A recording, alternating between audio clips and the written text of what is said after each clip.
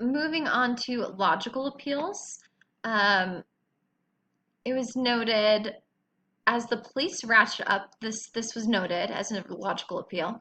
As the police ratchet up their control of public spaces, hyper attuned to the presence of young Black Americans, they put these communities in grave danger.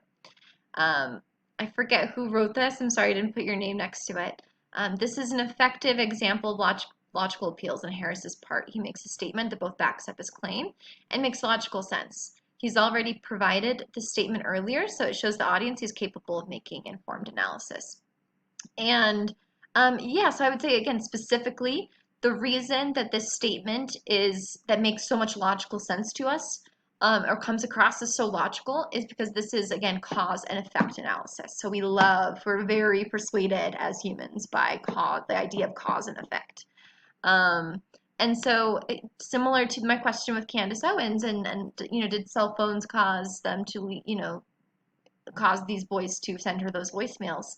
Um, do you think Harris effectively proves that stricter policing has caused young Black Americans to be in greater danger? So, are you buying that cause and effect analysis that Harris provides? Um, in 1960, a full 30% of Americans aged 65 and over were living under the poverty line. Now it's 10%. Um, so, as Teal Carpenter notes, uh, this is an example of using numbers to support a claim. Numbers are incredibly persuasive. And again, this is also what I refer to as historical analysis. So by comparing the 1960s to now, and the fact that uh, poverty decreased for older Americans so significantly during that time, going from 35% of older Americans being in poverty to just 10%, whereas it then flipped for younger Americans. So younger Americans are more likely to be in poverty now. So the fact that this totally flipped, that is a good example of, by comparing what it was like in the 1960s to today. That is historical comparison, historical analysis. Also incredibly a necessary strategy. So for this argument, if your argument is that the role of government is changed, you need to then do this compare and contrast. You need to have this analysis that is comparing that historically how we differ from past generations. Um, let's jump out of the need for time. Let's jump to some emotional appeals. Um, if the feds can pay out only 77% of Social Security, which is where we're headed. So he writes that by 2030, the federal government will only be able to pay out 77% of what we pay into. Um, so we will only get 77% of what we paid into the system essentially. So millennials will end up paying more into the system than they can get in benefits.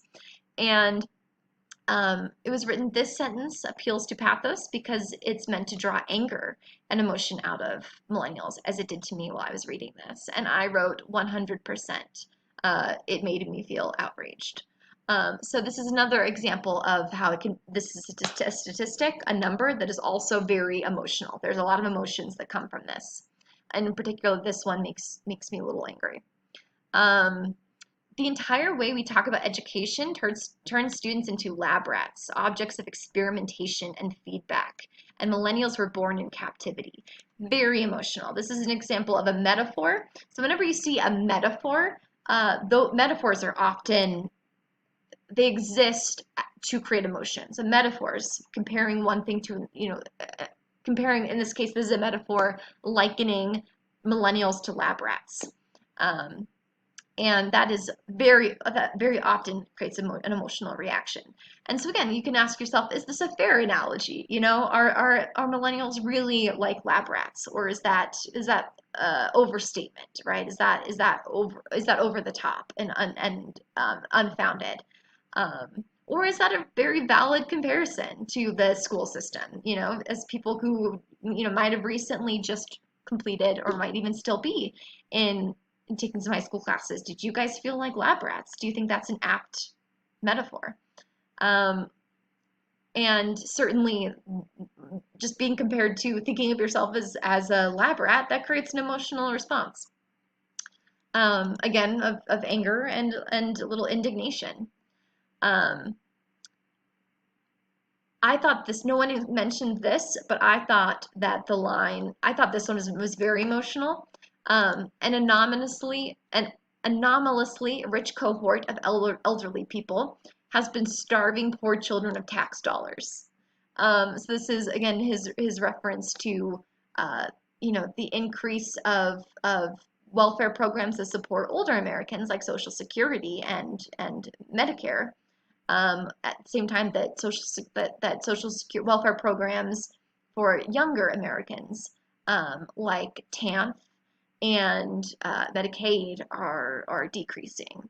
Um, so arguing that elderly people are starving poor children.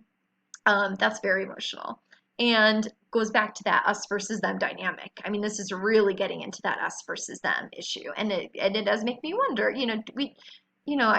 Do we really want to, are we really, do we really want to pick a fight with, grandmothers and grandfathers being able to eat? Is it almost framing them as the bad guys when really we don't want to? What someone like Harris probably wants is to get the same level of welfare for everyone of all ages. So is he sort of villainizing old people in this line? Um, and again, like calling the American government predators, the American government a predator, that's very emotional. And is this going too far? Is this going to alienate? Is this going to turn people off? Overall, the last thing I'll mention about Harris's speech or chapter, I'm really interested. It struck me how it's so logos heavy. It seems so driven by statistics and factual evidence. And yet, I think he uses ethical appeals or emotional appeals very sparingly. But when he does use an emotional appeal, he really goes for it. Overall, I'm impressed by how an argument that is so filled and stuffed with statistics, at the end of reading it, it still comes across as very emotional. And I think that's because I think there's a really interesting balance. He comes across as so logical and well researched and well informed, and has so many logical appeals. Um, and he has far fewer emotional appeals, but those emotional appeals are so, like, they have such a punch. They're so heavy, and I think so powerful that they really stand out. And at the end of the day, it doesn't come across as dry. It still comes across as very passionate and very emotional. Um, okay, that concludes our wrap up, our debrief of the chapter of the writing assignment for number 6. Um, so before I let you go, I just want to briefly discuss the proposal for the rhetorical analysis that I'm going to be asking you to write. Um, so your next step for the rhetorical analysis is to first of all, you're going to want to make sure, if you haven't already, you're going to do some research into the topic. I don't have an activity, a writing exercise that is leading you into this, but definitely do a little research into the author of the article that you choose to write about. Definitely think about the context and do a little bit of research into the context of the argument and how other people have responded to it. And then start working on your proposal. And this activity we've done is a major start in the proposal. So you're going to write a working hypothesis or tentative thesis. And if you want an example and clarification of what a claim or thesis would look like for a rhetorical analysis, turn to page 126 for Everything's an Argument. They have multiple examples. Indicate which rhetorical appeals, which examples of ethos, pathos, logos, arrangement, or style seem especially compelling and worthy of detailed study. And try to make connections between those elements, like we did in this discussion. So look at this Google Doc. Feel free to use that as a starting point. Feel free to use some of the rhetorical moves that we talked about there. And an important thing to note is that the rhetorical appeals that you identify need to be connected to your thesis. So what I do not want is random scattering, a random list of different appeals. Like, hey, he uses logos here. Here's an example of ethos. They need to all be connected and tie back and support your thesis or claim about how overall this argument functions. So all those appeals that you identify need to connect back and be relevant and tied into and support your main claim and your thesis.